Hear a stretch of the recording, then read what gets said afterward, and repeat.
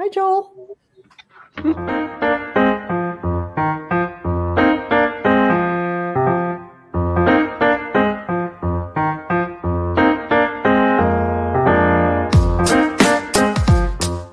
Hi, I'm Eric Sabri, your Wayne County Treasurer. If you're living in a home of a deceased family member and you're facing property tax foreclosure, the probate process can be helpful to you. If you file a probate petition and notify our office, the foreclosure proceedings will be halted during the probate process. Contact us at 313-224-5990 or email us at taxinfo@waynecounty.com. We're here to help.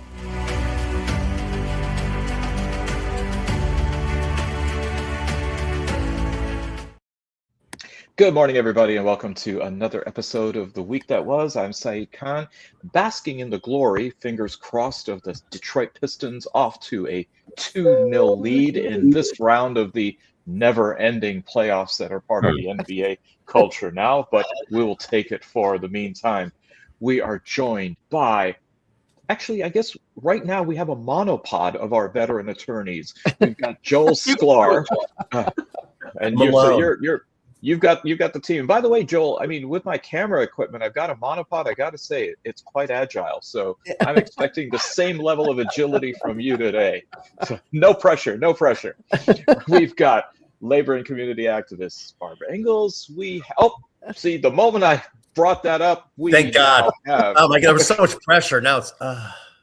I don't have a duopod though. We've got one of the other veteran attorneys, Steve Fishman. We've got labor and community activist Barb Ingalls. We have veteran journalist Nancy Derringer, and of course, co-founder of Deadline Detroit, Allan Lengel. Well, I thought we would start with this because it sort of carries over from last week and the United States Supreme Court decision on curbing gerrymandering, leaning fully into it.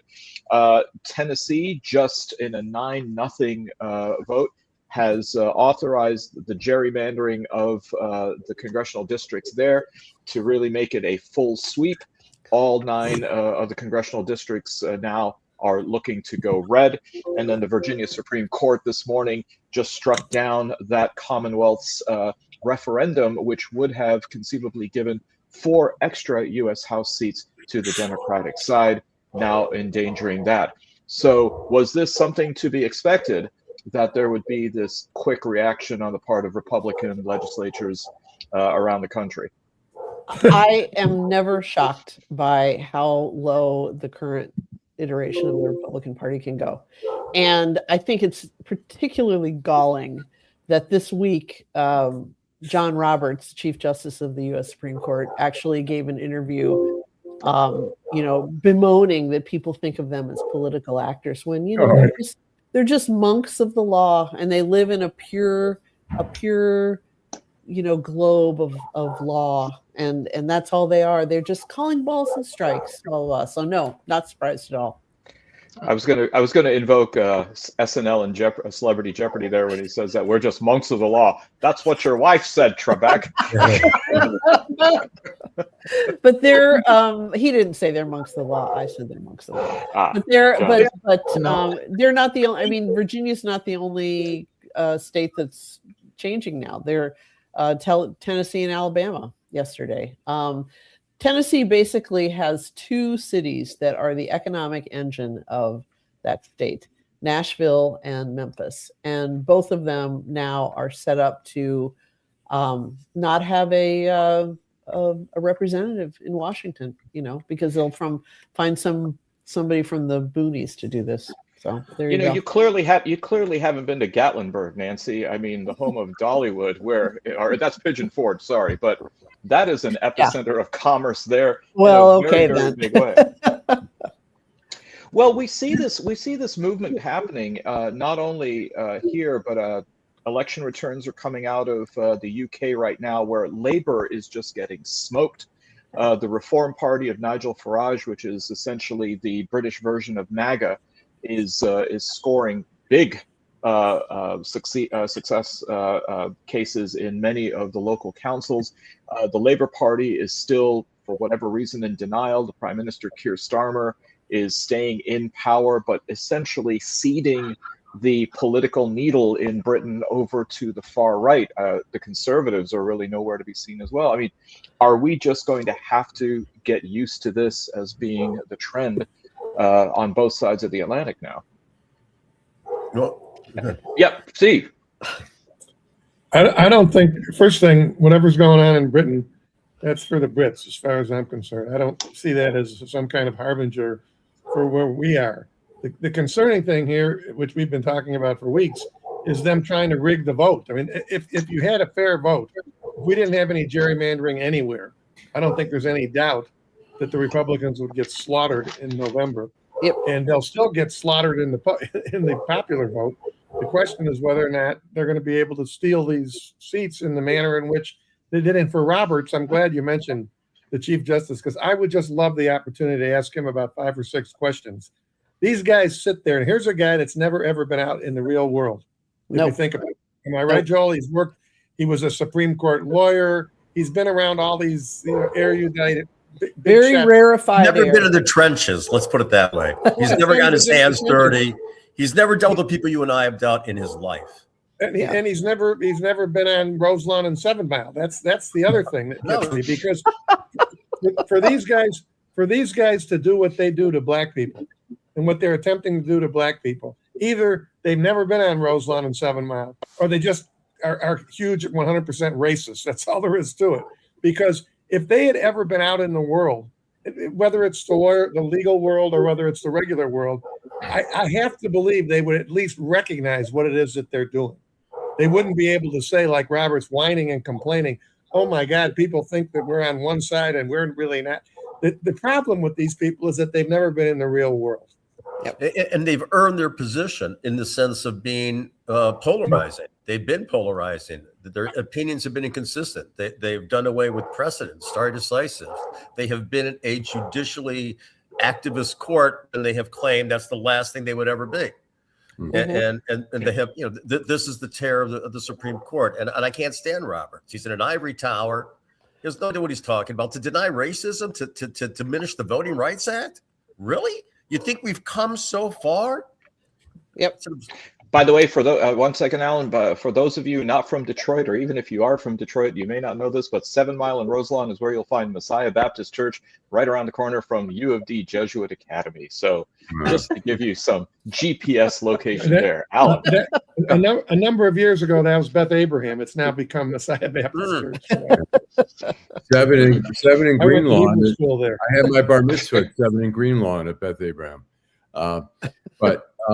I just want to say, so many of these Supreme Court justices lie during their congressional hearings. It's so disgraceful. They're like, no, Roe versus Wade, that's the precedent. We wouldn't mess with that. I mean, the whole congressional hearing, it goes beyond that with Kash Patel, Pam Bondi. They lied. They said, we would never go for any vendettas for Trump or whatever. I don't know how you change that process to hold people to what they're saying, but I mean, you can't, you wouldn't have a good case of perjury or whatever, even though they lied and then vote another way. They could, get out of that criminally, but it is criminal what they're doing during the congressional hearings. And we have 2 Supreme Court justices, Sam Alito and Clarence Thomas, who are the most intellectually disingenuous people around. I mean, they're criminal in how they sit on that bench. And the corruption on the court is absurd. The fact that there's no rules of anything that apply to you can't take these people out of office. Essentially, no matter what they do, is the reality.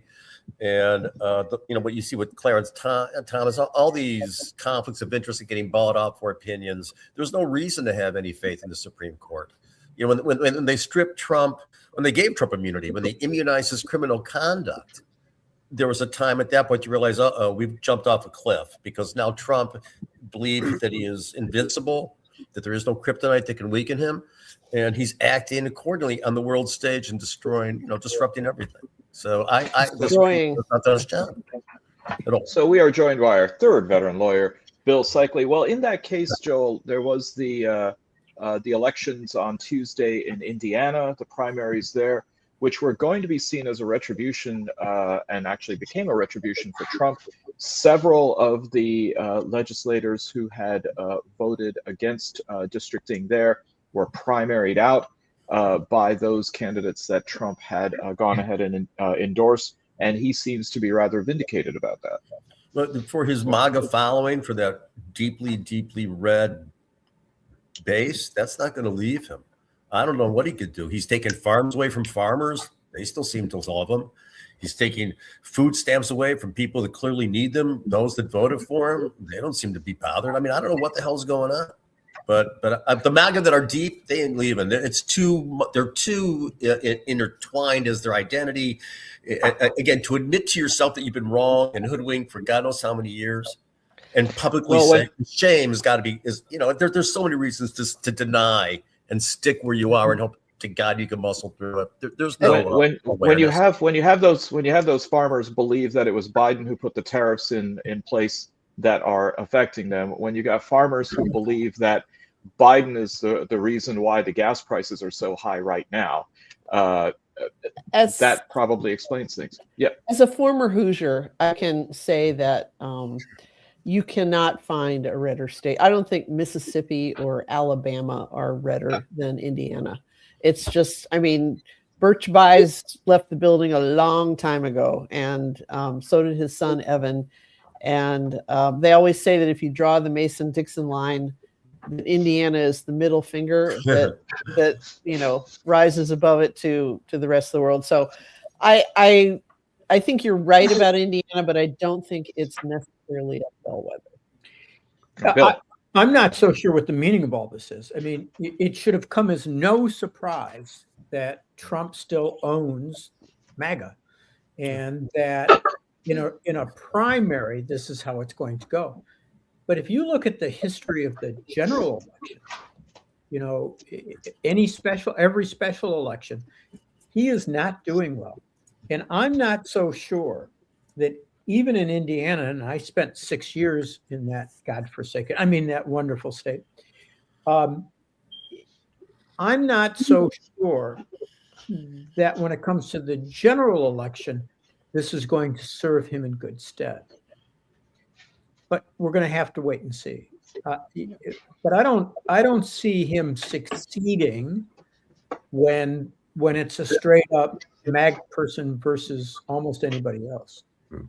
I think the recent poll which showed that 86% of Michigan Republicans approve of Trump, and of that, I think it was 31% were MAGA, and of the 31%, 100% of them approved of what Trump is saying. So, you keep seeing on TV where people will say they have remorse over voting for Trump, but the number, you still see a lot of people saying, I think what you're doing is great and it's worth higher gas prices. So, carrying out the mantra, it's worth higher gas prices to make sure Iran doesn't have the bomb and all that stuff. So, Steve. Doesn't it all go back to Roger Ailes and they're creating Fox News? I mean, to expect people to change their opinion if the only thing they see is right-wing media and the stuff they get on social media, of course they're not going to change their opinion. If you had honest reporting on Fox News, forget the other crazy right-wing, just Fox News. If there was honest reporting, for instance, about this war, I have to believe that some people would say, well, wait a minute. If so-and-so, whatever those Brett Baer or whatever those guys' names are, says it, maybe I need to rethink it. But you got to remember, they have this reinforced in their minds 24 hours a day, 7 days a week. And I think that's a big deal. I'm interested in what those of you who have a little more media savvy think about that. Alan, what do you think? I occasionally tune in to Fox, and it's crazy when you watch about 5 minutes and you go, okay, I give up, I can't. Or if you want to go get a little taste of Fox, you go to CNN and see Scott Jennings, who is just espousing all the same bullshit and stuff like that. But I agree. I mean, if you watch Fox, it's like, how could you have another opinion of the world? It's everything is like, you see Sean Hannity. I mean, he's an extension of the White House. I mean, they defend everything that it's a cult. The problem is it's reached cult status, and it's so hard. How did Jimmy Jones get everyone to drink Kool-Aid? Because it was delicious. It's Kool-Aid. I mean, and they were thirsty. And they were thirsty. Fox is the most responsible and closest to the middle right-wing news source there is now. And in my continuing experiment to get out of my NPR bubble, I listen to I've been listening to more WJR, the stupidest radio station. No, not the stupidest, but but they run Fox Radio News. Now, their radio news is just headlines at the top of the hour. They don't really go deep, but it's every day. If President Trump says, so-and-so else says. I mean, there's absolutely it's stenography, basically. Whatever the White House says, that's what they report. And believe me, the White House is not telling the truth. So the one question is this, though. What does felt experience, your actual experience at the gas pump, your actual experience at the grocery store, the actual experience of no new wars, we're going to quite a few. What is that felt experience undermine your cognitive, belief? What is that dissonance from this? Because it's going to be felt. Oh my God, it's $6 a gallon. But Joel, you shouldn't believe your lying eyes because Trump knows what's going on. But seriously, that's the paradox. I mean, Joel, I'm curious with your psychological background. I think that MAGA voters are like any single issue voters. With all due respect, Allan, if you're an AIPAC supporter and you believe that Israel is the only issue, it doesn't matter what else is going on. And I think that for them, the fact that I'm a racist, I want to be a racist, and this is the place where I can be a racist, overcomes everything else. I don't care what else is going on. I think that's completely right. He's keeping these blacks, these Arabs, these Muslims, these Jews. He's keeping all of those people down so that I can get back what's rightfully mine. Right. And I think that they would forgive everything. Just to clarify, Bill, experience is rage. That's what you're saying. Their experience on Fifth Avenue, and I wouldn't lose a voter. It's because they know that I'm a racist, just like they're racist, and that's what keeps them going. To clarify, I am not a supporter of AIPAC. I want you. No, but you are a supporter of Israel. I support the right of Israel to exist. So on that, I think what's interesting. But you're not to the far right. I get it. But I think what's interesting, Bill and Allan, is that the issue of AIPAC being arguably a one-issue voter for some. Barb, I know that you've said on the show that you're supporting Abdul al-Sayed in the U.S. Senate race against Mallory. Actually, Mallory, but yeah. Mallory. I stand corrected. I know in the past you've expressed support for Abdul al-Sayed. There are a lot of his supporters for whom Bill AIPAC is the single issue on the other side of the coin. Seeing it as a referendum. And so we live in a time where to try to explain to somebody that there is an issue beyond just the single issue is just not penetrating. People just simply don't want to hear it. There's no nuance. Nuance is gone. Just real quickly is, we live in a world of absolutes. Apparently you're on one side or the other. And that's a sign of a borderline personality. I mean, when you're absolute and there's nothing I could tell you that would ever change your mind about a position, you've gone into, Disorderville. You're entered madness. You're no longer rational. You're somewhat removed from reality. And we're in that world, right? That's why it's a bizarre world. There are absolutes. You're on my side or the other. There's no middle ground. There's no gray. And so, again, I keep saying that we're an organism that's sick. We really are. And it's a pathology that we're seeing. Are we going to heal ourselves? I think in a sense we're trying. I don't know if it's possible, but I like what we're doing. There are people who want America to be what we believe it to be, right? Tolerant, really a beacon of freedom, even though we're hypocritical, whatever they be. Right now, that's the fight that we're in. But this is a pathology. We need to recognize it. It's absolutes, and that is a problem because you can never have dialogue. Yeah, I'm glad you call it Disorderville, Joel, because I think some Islamophobes call it Disorder Stan. So Sorry, Steve. That was a good Sorry. eye roll. That was a great eye roll. But I think to illustrate this point, though, you've got in the Senate race, you've got on the one hand, you got Abdul Saeed, who's anti-AIPAC. You've got Haley Stevens, who is seen as very pro-AIPAC and the support that's given to her. And then you've got Mallory McMorrow, who is seen as AIPAC adjacent, or AIPAC light, or nondescript about it. And she's getting hammered, even though she seems to be the most moderate out of these three candidates. She has to go on CNN to explain the fact that she had to delete 6,000 tweets or posts to try to say, look, I don't hate Michigan. I'm just not a carpetbagger from California. So, Alan, you had your hand up. Yeah. By the way, we're going to have her on our show tonight at 8:30 on Detroit. That's right. No, I'm saying, the Israel issue is very interesting for progressives because I think generally it is not cool to be pro-Israel and be progressive. I think in a lot of progressive circles. So I think like Mallory McMorrow is trying to thread the needle on that one. Saeed is pretty clear on one side. Haley Stevens is pretty clear on the other side. And McMorrow is trying to kind of thread the needle on that, where she's like, yeah, Israel's committed war crimes, but and so it's a tough election. The Democrats have a lot to deal with in that arena. So, Steve, I've said this every single week, every time we discuss this. This is an impossible situation to solve. It cannot be solved because the problem is that too many people conflate the state of Israel with Jews, okay? And the whole notion of anti-Semitism is not really agreed upon by the vast bulk of the populace of what actually is anti-Semitism. Does it really have to do with Israel, or does it have to do with, for 5,000 years we've hated you Jews and we still hate you today?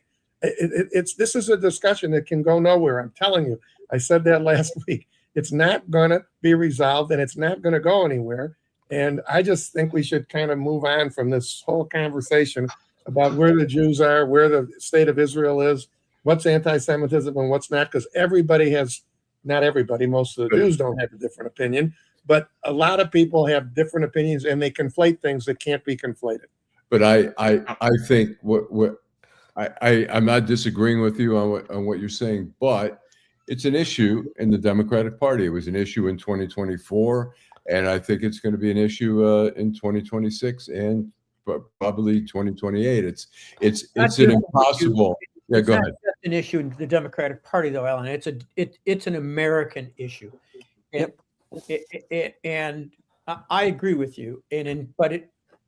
I don't think it's going to be solved until we have a more balanced approach. But Steve's right.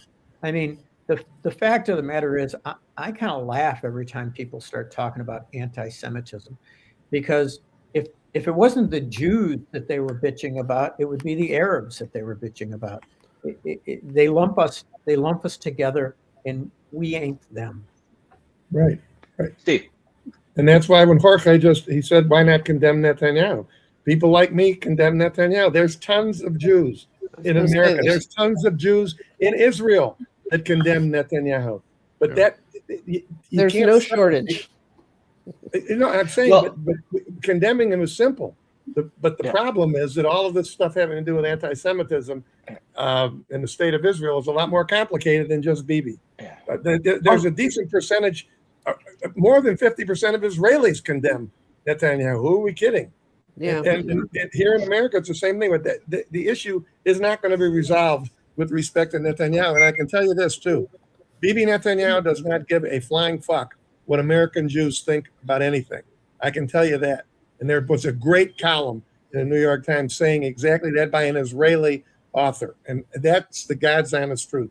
And if people don't recognize that recognize that what Trump did when he decided to throw in with him in this Iran situation, Bibi could care less what happens to Joel Sklar and me. He could care less. And and Lengel too, of course. I mean to forget him. And that's something that people need to keep in mind.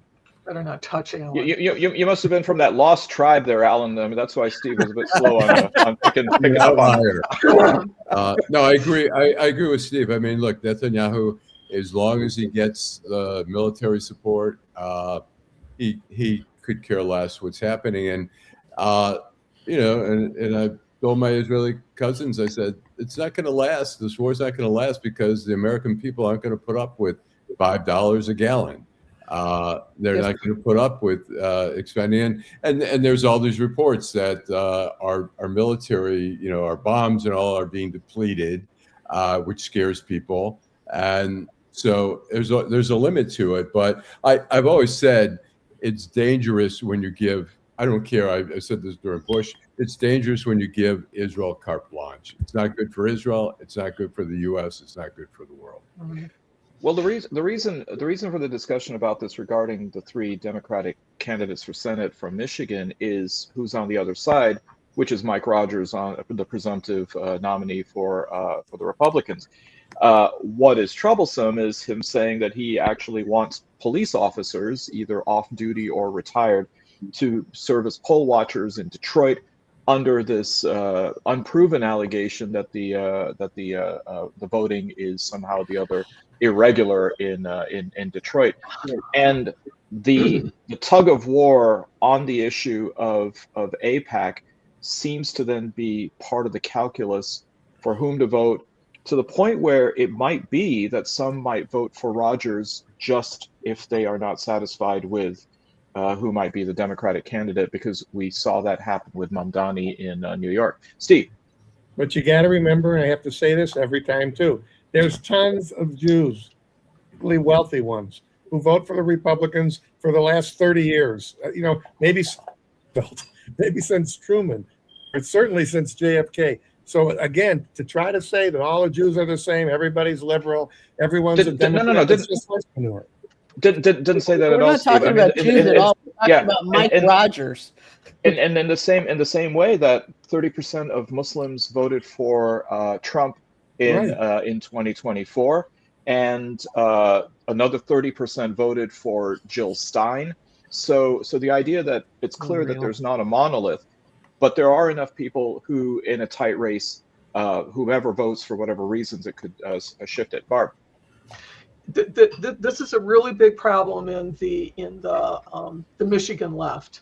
This whole Haley Stevens, Mallory McMurrow, Abdul Sayed, and you can't have a conversation anymore. I quit having a conversation with anybody about it. And my friends all know where I'm going on this. I like Abdul very much. I like him a lot. I don't think he can win in Michigan. I wish I thought he could win in Michigan, but I don't.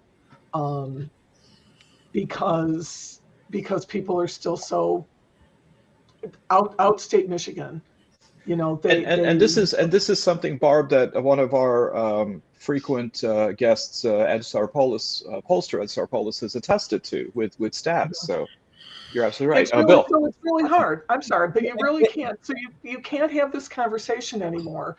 And that's what scares me about it, because I really don't want Haley Stevens in office. I will hold my nose and vote for her if she wins the primary, because I think Mike Rogers is just a terrible, terrible man. But this is how far we've gotten, is that we're in camps. Can I just say one thing to Mike Rogers and his brilliant idea? No. Absolutely not. Absolutely not. Under any circumstances, no, and no again, and shove it up your ass. It's just Nancy, I believe if you wanted to say that to him in the old days, you'd have to make a long distance call because he might be in Florida. So, Bill. Yeah. First of all, as to the difference between Mike Rogers and Haley Stevens, Barb. In the old days, we used to say you can't tell which is a Republican and which is a Democrat. I may abstain if those two are the candidates, and I say that with a very heavy heart. That's number one. Yeah. Number two,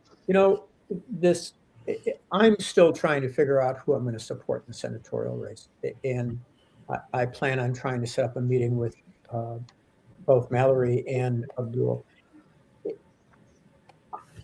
We say that he can't get elected, and it's my big fear. And if I come to that conclusion, I'm going to support Mallory. However, We didn't think Mondavi could get elected mayor of New York. Mm-hmm. This country's changing, and I don't know what's going to happen in Michigan, given everything that's going on, including $5 a gallon gas. If a real progressive is running against a real conservative, I don't know where we're going to end up. I don't view him as, the extremist people try to make him out to be. I've listened to his speeches. I've gone and read the stuff. I just don't view him as all that extreme. I think in some cases it's a heresy, Bill, to even acknowledge that he's never been elected to office yet.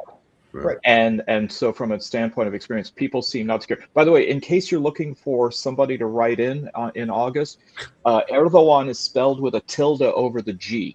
So, I thought you were going to give me the spelling of your. No, why would I do that?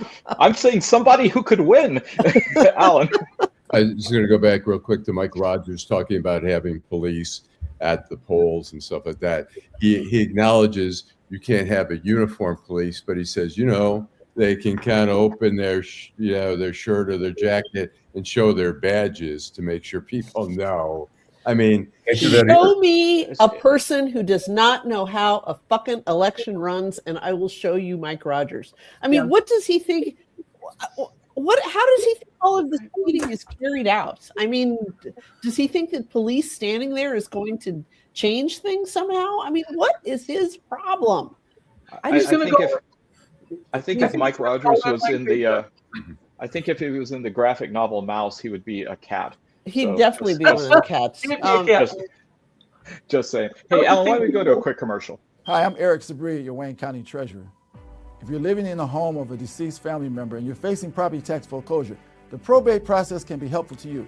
If you file a probate petition and notify our office, the foreclosure proceedings will be halted during the probate process. Contact us at 313-224-5990 or email us at taxinfo@waynecounty.com. We're here to help.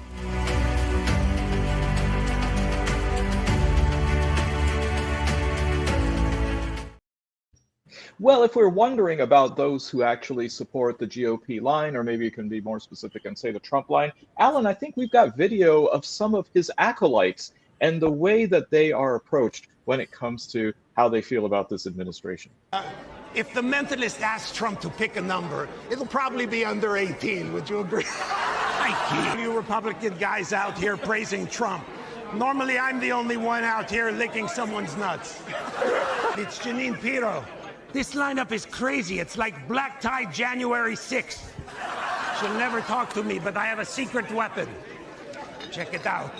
Janine! It's Kash Patel. I have. I hear he's a good guy. He loves sports. Great guy. Are you worried that if he doesn't win his $250 million lawsuit against the Atlantic, that he won't be able to cover his tab at the poodle room? Great people are here. You can tell that some of the most powerful people in Washington are here tonight because all the escort services have switched to surge pricing. And Caroline Leavitt is here? Yeah. I mean, physically. Her soul left her body about a year ago. Kind of reminds me of the comedian who said that, you know what, I'm only dating old women. The way I know that is when I ask for their number, that said they always tell me 120 over 80. Well, that's great. Well, Steve, you mentioned Fox News, and I think it's important to go ahead and acknowledge the passing of somebody who, although not responsible for Roger Ailes or Fox News directly, certainly changed the very culture of how we interact and engage with the news. And that, of course, is Ted Turner, who passed away at the age of 87 after a prolonged illness. The founder of Cable News Network back in 1980 really changed the landscape to this idea of 24/7 news, kind of a swashbuckling guy, and then somebody who gave us Turner Classic Movies so that we could actually watch something in black and white again. Thank you. Thoughts about how he has changed our world in the last 46 years? Go ahead. Yeah. Anyway. Me? Yeah. Sure. Okay. Okay, so if you look very closely at this picture here, this is June 1st, 1980. This was the dawn. This was day one of the cable news network. I am in this photo somewhere. I can't tell you where, but I was there. And this isn't the same photo collection of you in the swimsuit, is it? No, no, Okay. Sorry. Although it wasn't too many years after that. It was, and I was there, and I had to I was only there because I was not sent by my editors. I said, I'm going to be in Atlanta to visit friends, and they work at this brand new thing that's starting called 24-Hour News, Cable News Network. And they all kind of went, huh?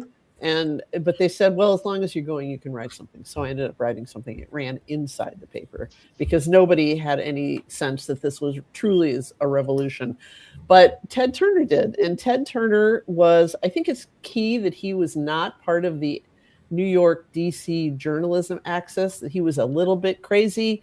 You recall that he was a competitive sailor before all of this, that he won the America's Cup a couple of times and made a disgraceful spectacle of himself, so drunk at the press conference afterwards. He actually slid underneath the table while holding two bottles in his hand, double fisting the bottles. But anyway, he was a little nuts. And he was the one who said, we're going to do this 24-hour news thing. And the number one question that was asked over and over and over from reporters that day was, how the hell are you going to fill 24 hours with news?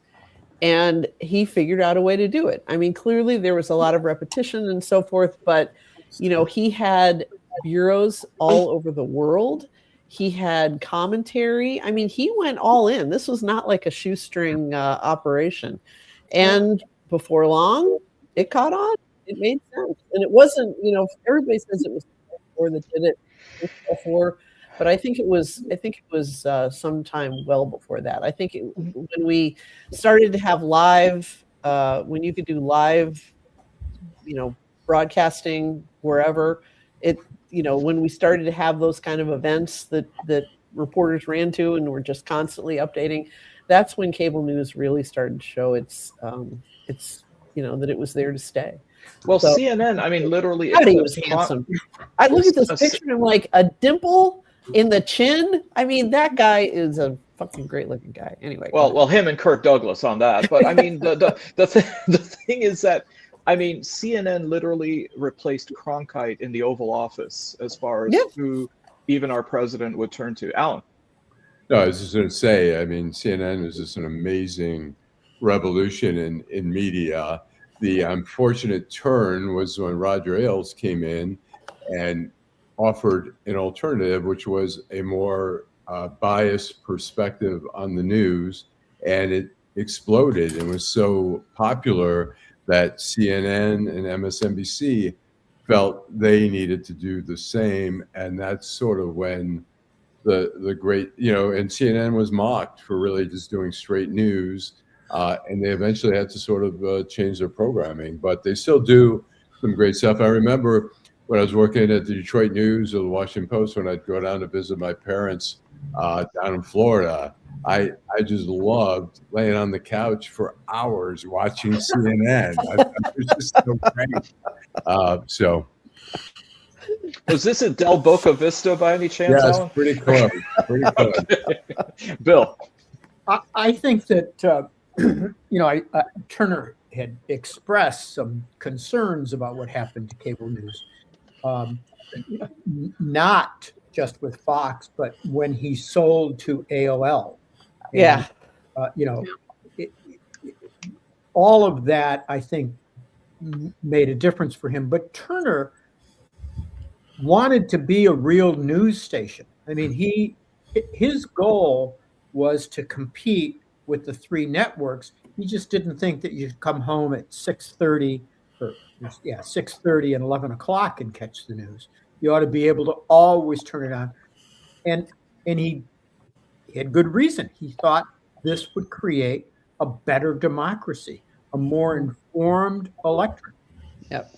The distortion certainly wasn't Turner's fault. I mean, it became entertainment.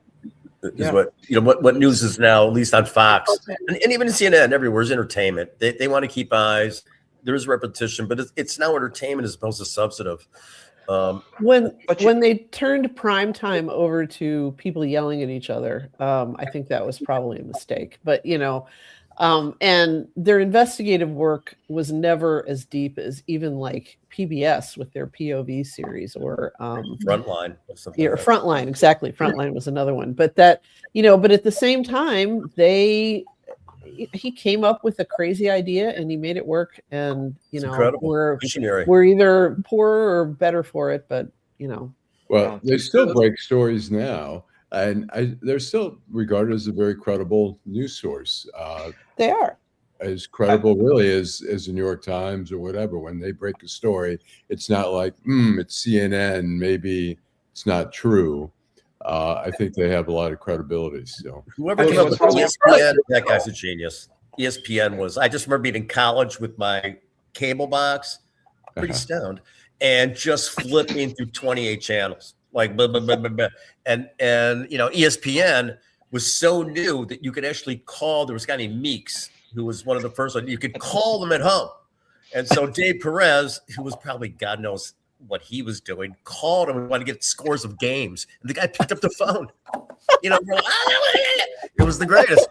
But that was Joel. Like I had to be 81, somewhere like that. But it was incredible. ESPN changed really, really everything about it. It was wonderful, particularly in the newspaper business, because and we used to run one of those things too at the Columbus Dispatch's score line. It was to keep from the staff from having to answer. It's like, how did the Padres do? So they would put, and it was constantly updated. Yeah, exactly. I watched The Shining probably 4,000 times in a row, and followed by The Apocalypse Now 4,000 times in a row. I mean, that was the college. That was my senior experience. I loved it. I want to watch Apocalypse Now. I don't know, Joel. I mean, I just have to say the horror. Everybody. I'm sorry. Everybody here remembers when there was 15 minutes of national news, a half hour of local news, and they broke it up, and you had, and that was enough for me. And 5 minutes human interest story. So exactly, and they went in the farm report in the morning. I guess you could count that as news. The first thing, and and here we are, and it's like you can't escape it. It's when you go into a doctor's office, it's either that or else it's HGTV, which I prefer, but because I'll never renovate anything. But we forget how news has evolved. It used to be the morning editions of the newspaper. They used to hold the paper later. They get the late scores in. I worked many years ago in the early 80s. I worked briefly at the Washington Star, answering phones in the sports department, and people probably who had bets with bookies or whatever were calling all the time. Hey, who won the Philadelphia game? And I'd have to yell, who won? They tell them to stop calling, But people, you were Meeks. Yes. It was so funny and so like, my God, you could call this guy in Atlanta. It was just wonderful. In Columbus, or Connecticut, wherever the hell he was. In Columbus, we would get the guys who would call in. They'd say, "Hey, help me settle a bet with my buddy. What year did Roger Maris, hit 61 home runs or whatever it was? And was it 1961 or 62?" And you say it was 1961. I knew it. Tell my buddy, and he put a buddy on it and go 1962. See, isn't that better than contacting Siri? Steve. So I have a quick story that goes with both of those that you just said. One time, I can't remember what newspaper it was, but they decided to let a monkey pick the football games every Sunday, and the monkey went like 9-4 the first Sunday, and then he went like 10-3 the second Sunday, and by the third Sunday, gamblers were calling up, "Hey, who's a monkey like in the Lions?"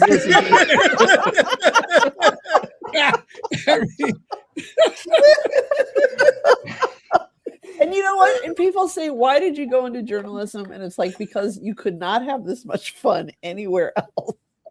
Hey, Alan, so that shows that monkey had some pretty good cognitive skills, and I think we got a video attesting to cognitive skills. I think anybody running for president or vice president should be forced to take a cognitive examination. I mean, you get a guy, he gets in, he's got a good line of crap, he gets in, and all of a sudden you're stuck with a man who's a moron.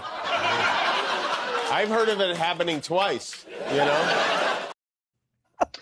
All I gotta say, Barb, is David Bowie somewhere must be really upset that Golden Years is up there on the marquee.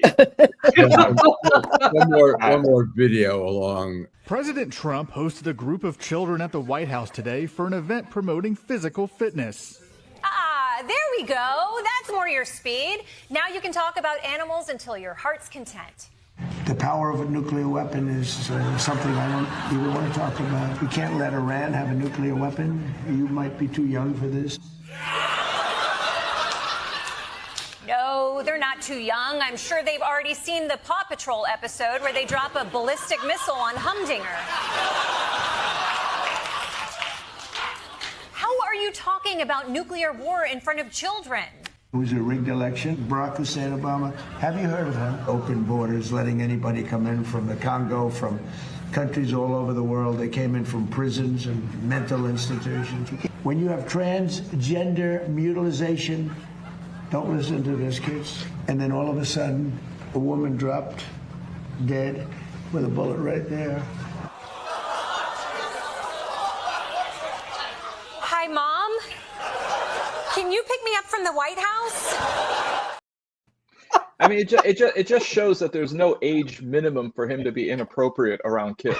Did you hear how that whole photo op ended though, where he took them outside to show his physical fitness, and he did some putting, and he tried like 4 times, and he missed all 4 times.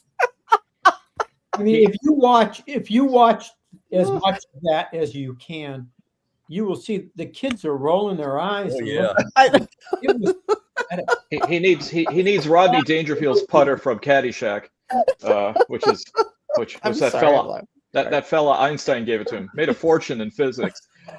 So speaking of the president, it seems as though he's at the same time threatening Iran with possible nuclear obliteration, but also very hopeful that the deal that he has sent over to Pakistan for the Iranians to peruse will do something, despite the fact that there has been shooting and attacks both on Iranian targets as well as on American targets, which the president said the ceasefire is still intact.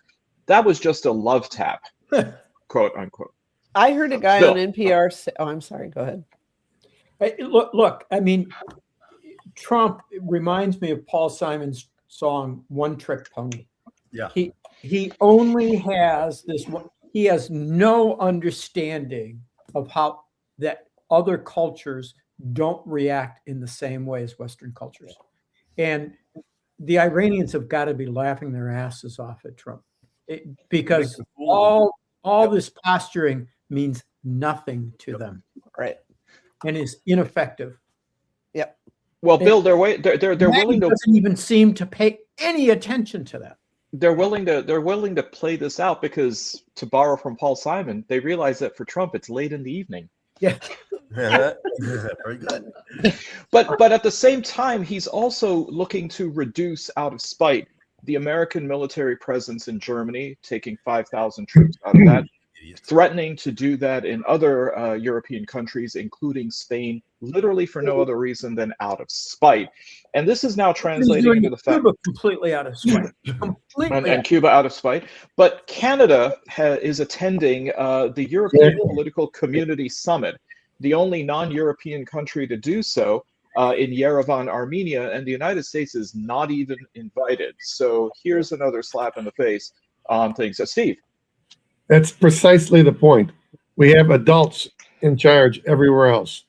We have a child in charge in the United States. Yep. And the adults in the room, Carney being the first number one adult, recognize that just like any of us, if we were all of 7 of us were given some kind of chore to do, and we had a little 3-year-old with us, we'd make sure the 3-year-old was playing with darts somewhere or whatever, and we would take care of our business. And personally, I find it heartening to see that the Europeans and the Canadians are recognizing where they're at. Remember, they started the second term out kissing his behind because they kind of forgot that that's not what you do with the bully. You shove the bully away and the bully leaves you alone.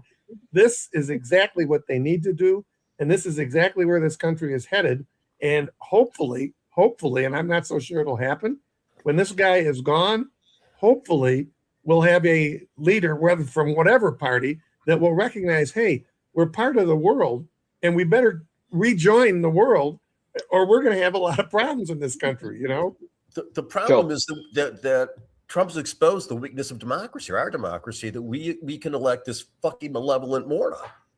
And so fundamentally, maybe we're broken. Maybe this experiment doesn't work because of this fundamental flaw. If the other branches aren't going to hold up their own independent power, their own powers. And so I agree with you. I don't know if we ever get back there because the world knows we're just one election away from sort of saying, fuck you. Why can't any deal with the United States? I mean, he's destroyed credibility, which, that's supposed to, again, the crown of a good name, as my father would say, is what you want to live your life with. The crown, just your reputation for being a decent human being. And America is not a decent human being. We're dishonest. We try to go fuck ourselves. We take. So the question becomes, how do you put the toothpaste back in? You can't. You get Trump on TV saying, Cuba, I'm going to take it. I'm going to do whatever. I can do whatever I want with it. It's all about him. You know what? We expose the worst possible views of what the rest of the world feels about it, especially the worst human ever. And even the Western world is looking at us going, what the hell? Right. How did you this vile human being? How is that possible twice? Did anybody see the poster for the MMA, the UFC fight that's going to be held on the White House lawn as part of the 4th of July?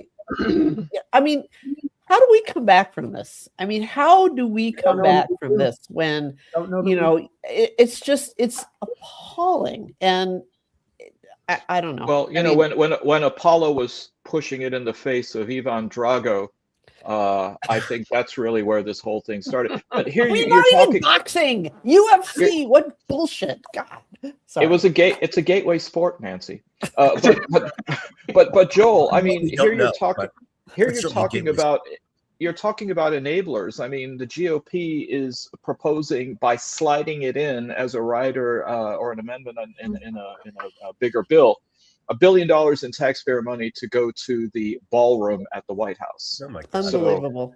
The one that wasn't going to cost the public anything. Exactly. But neither was the wall. Right. Yeah, the wall wasn't going to cost any money to run for president. Yeah. I remember he wasn't taking anybody's money. I mean, that was a big thing to it. As vile a human being as Donald Trump is, and he is, but there are people, oh, sweet Jesus, look at this. Look at that. That's exactly. That's the White House in the background there. Like the people that are propping up Donald Trump are worse than him. They really are worse than him. Your Peter Thiels and your entire Heritage Foundation, which the cabinet, Blanche, all of the Lutnick, all of them. These people are taking, doddering old grandpa and putting him up there and letting him do this stuff. But there are much worse people behind him. And that's the thing to worry about. I mean, if Trump were to, if that little blood clot finally breaks through and comes, to help us, it's there's a big problem that we have to face. That one that we let it get this far. You see that image of the cage or the ring, and it's no surprise now that director Robert Zemeckis said that Biff, the bully in the Back to the Future trilogy, was based on Donald Trump, especially if you see the second Back to the Future. Well, there was another fatality and passing this week, and that is Spirit Airlines, which closed down on Saturday. A very heavy presence here in the Detroit area. 17,000 employees just simply lost their jobs. And now it seems as though, especially for cities like Detroit, competition has reduced even further. So thoughts on Spirit Airlines? I avoided it. Somebody did a little video, a mix of all these like fights in the areas between customers and stuff like that. I mean, it was an annoying airline. I actually did have some positive. I didn't fly a lot, but some positive experiences. But you look for cheap flights, and by the time you add on everything, a bag, and you want to check in, beforehand and all that. You want a cookie. You want somebody to be nice to you, right? Yeah. Use the bathroom. I mean, minor little details. Right. Those are all a la carte. But I used to take Spirit to LaGuardia, take the morning flight, and I would just have like a small a backpack to slide under the seat in front of me, because you put it in the overhead cabin and they'll charge you. And then take the 5 o'clock flight back after having like a couple meetings and stopping off for a slice of pizza and Strand books. And for that, it was fine. And I'm sure that for a lot of people, it did allow vacations to be more attainable, and also did cause Delta to reduce its fares on similar routes to places like Florida. Yeah. Delta doesn't have that incentive to do so anymore. So, Barb. This is really bad for working class people and for people that don't have a lot of money on vacations but have family down in Florida or want to take a couple days doing this. And I mean, it was like Walmart. They're like a flying Walmart. The way that it was portrayed, and you get all these videos and stuff. The Waffle House of the sky. That's true, but I mean, but that's the only way. It's sort of it's like the gas prices. And who does it hurt the most? Or the people that have the least, that have the less margin. And and as a direct result of this, Delta is not going to give, on short flights, they're not going to give you anything. That's right. It's shorter than 350 miles. No beverage, nothing. No biscoff cookies. Well, Nancy, I mean, if you're talking about making the comparison to Waffle House, I think you mean that you fly at 2 o'clock in the morning stoned. All of what you guys have said is correct. I think Nancy Caffer wrote a pretty good column about how she wouldn't be married if it wasn't for Spirit Airlines, because she and her husband started dating just as he got a job out of state, and then him coming back on Spirit was affordable and everything. But what I will always remember is being the Thursday morning aggregator for Deadline Detroit when we were still not a one-man band, more like a 5-man band. And it seemed like every week during the pandemic, somebody was being taken off of a Spirit flight in handcuffs. And there was multiple video angles to show it. And my favorite was some woman who was so argumentative.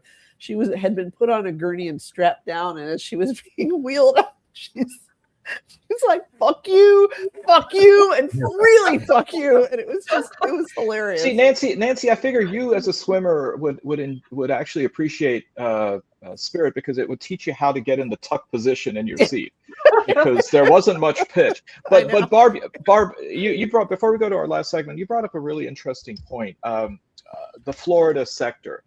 Yeah. Vacations are so expensive now, especially to Orlando. I remember taking a flight from the UK to Orlando, and then Orlando to back home. That was just the route. And I remember a lady asked me if I would move my seat if I was flying solo, so that her kid could sit next to her. And I know that there's all these videos that come on social media like, why should I have to move my seat, and I've got an aisle seat and it's comfortable.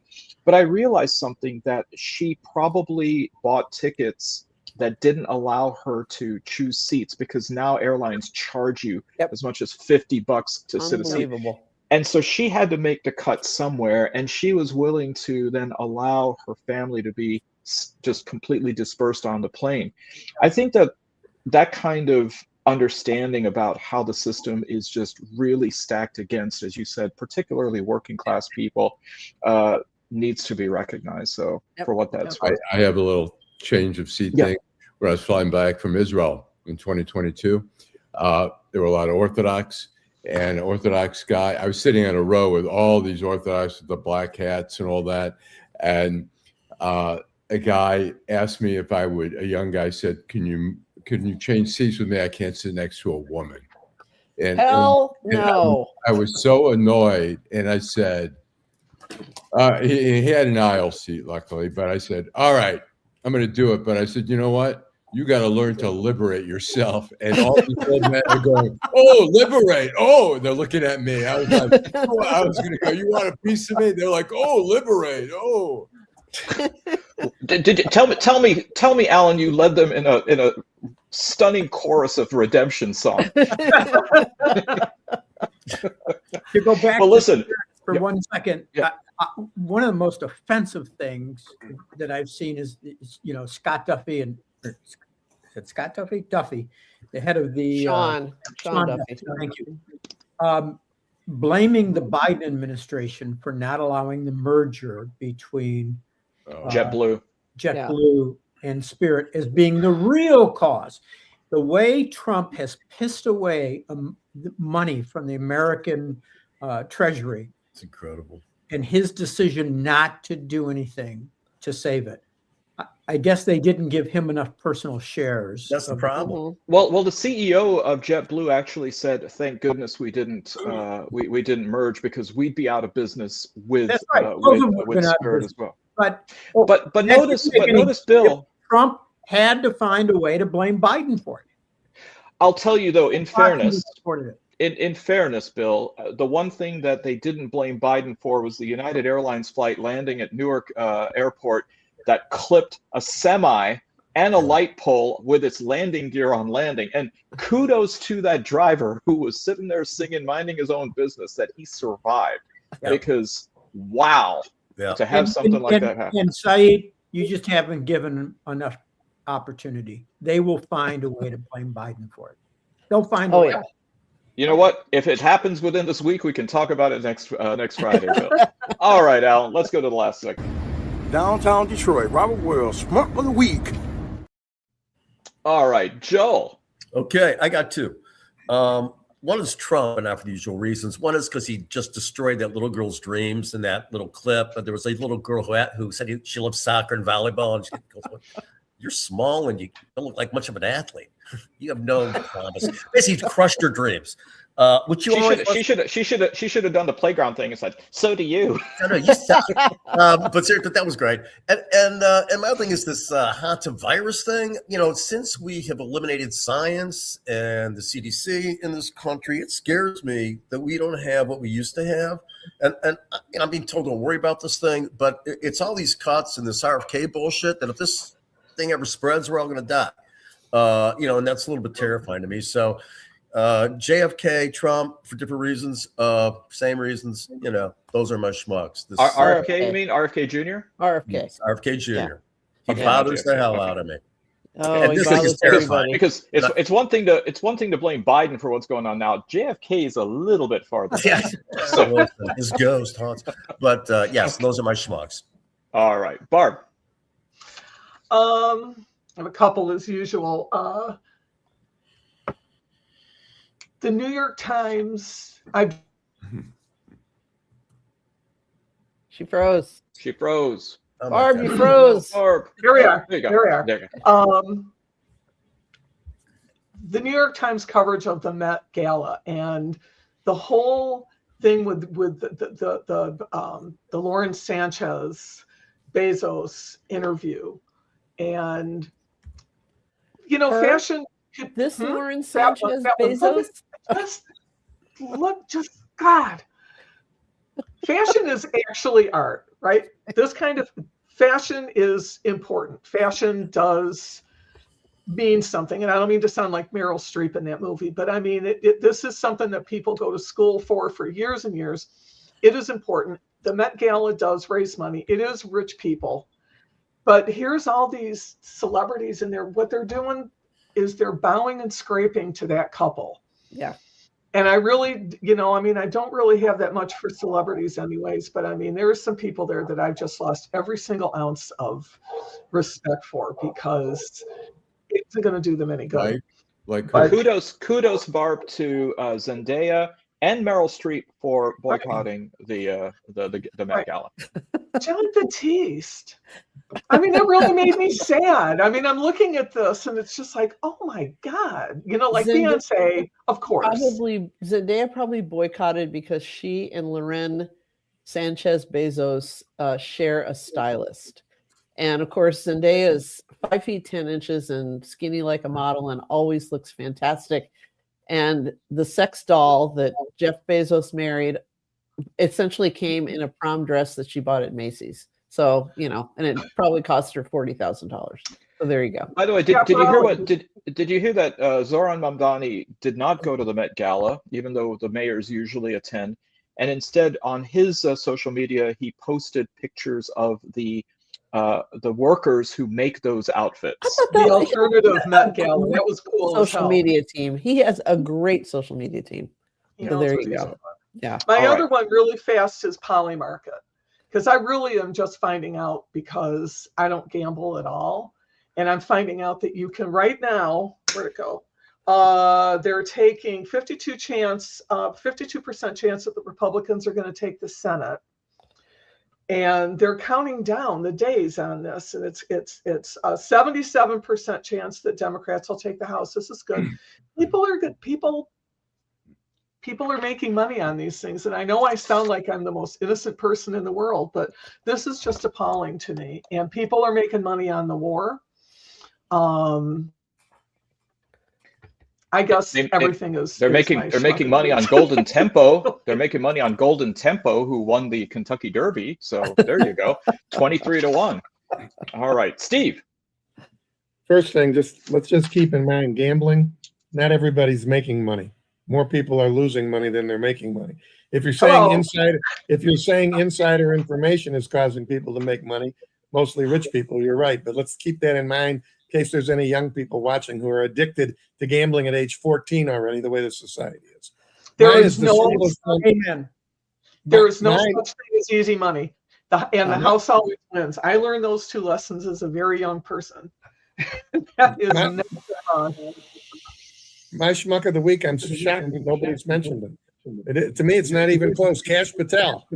And my counter schmuck of the week, which would be the heroine of the week, is Sarah Fitzpatrick of The Atlantic, who drilled him again yesterday or the day before, exactly with that stuff. And Carol Leonnig, and I forget the guy's name she writes with for the Times, also drilled him. This guy, the notion of him being the director of the FBI, as crazy as this sounds, RFK Jr., all the other ones that they've kicked out, Christine Noem, this is the craziest. And the things that have come out about him, and now he's all insecure, thinking he's going to be fired, blah, blah, blah. Cash Patel, he might be the schmuck of the year for me, but he's definitely my schmuck of the week. It makes Ted Turner's press conference with the booze after winning the America's Cup look kind of tame. All right, Bill. Mine is Scott Jennings. He has become one of the most reprehensible people in the world. But this recent thing that he did, the young guy, Adam Mockler. Thank you. Where Adam Mockler was trying to make a point, and his hands were up. I've watched this, trying to figure out what the hell Scott Jennings was doing. He said, "Get your fist out of my fucking face."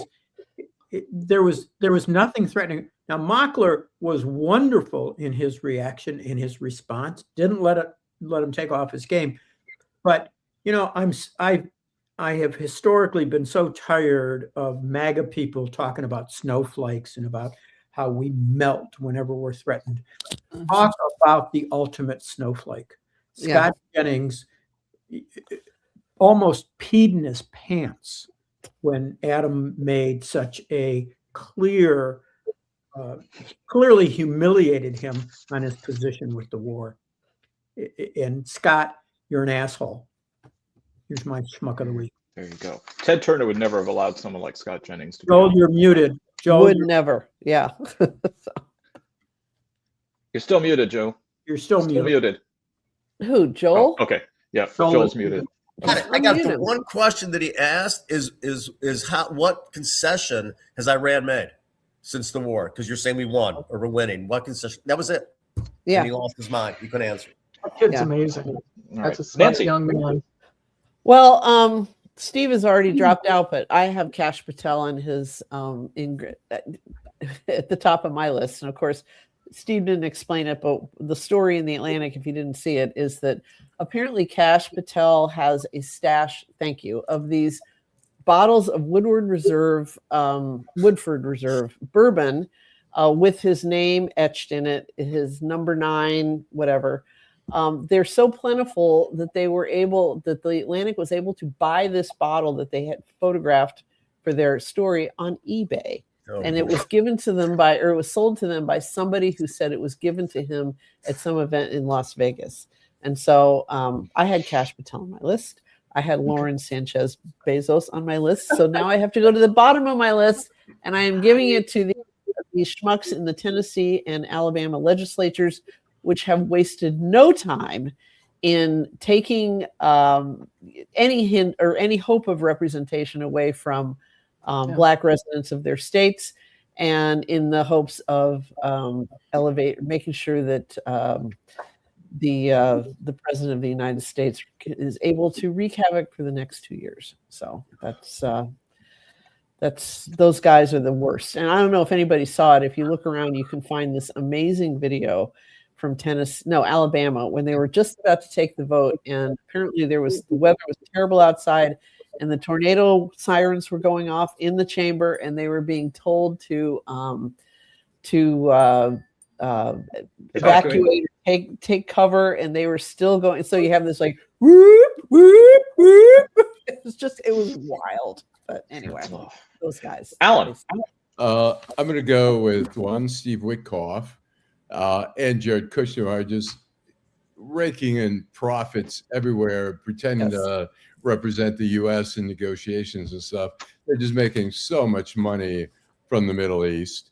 Also, I'm going to say I had Kash Patel, but Kash Patel for investigating Sarah Fitzpatrick, the author of the 2 stories in the Atlantic. He's looking for leaks now, which normally, leaks there'd be concerns about grand jury 60 material. There'd be national security issues. But here it's just, ego and the truth is seeped out, and they don't like it. And it's amazing that Kash Patel is still the director of the FBI. I mean, he doesn't come close to being a real director. Nope. Not at all. All right. Well, I've got 2. The Minnesota House voted to pass HF 1606, which would prohibit users from accessing, downloading, or using websites, applications, programs, or software that allowed them to nudify images, including those of minors.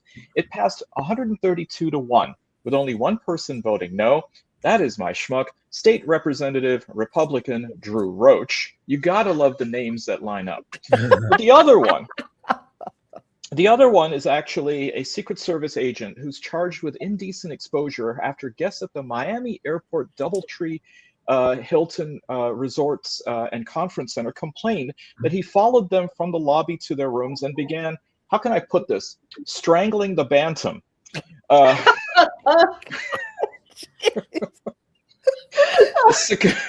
Security arrived. I wish I could see Steve rolling his eyes right now. Security arrived and caught him still in the act outside the guest rooms.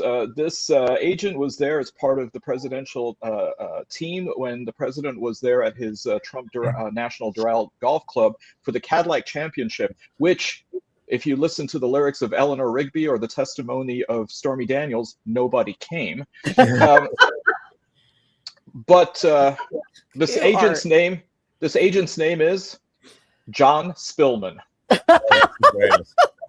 Can I see the hands of every woman who has had somebody do that to them, a stranger do that to them on a bus in Columbus, Ohio? Yeah, for walking sure. Down the street in Northrop. Yeah, there you go. So. See, Nancy, I thought you were going to tell me that it happened to you while you were going over to interview Hannibal Lecter. No. All right. Anyway, well, so much for the levity. Listen, thank you everybody for tuning in and joining us for another episode of The Week That Was. Thank you, Steve Fishman in absentia. Thank you, Joel Sklar. Thank you, Bill Seikaly. Thank you, Barb Ingalls. Thank you, Nancy Derringer. And thank you, and always with the last word, Allan Lengel. Drive home safely. Have a great week.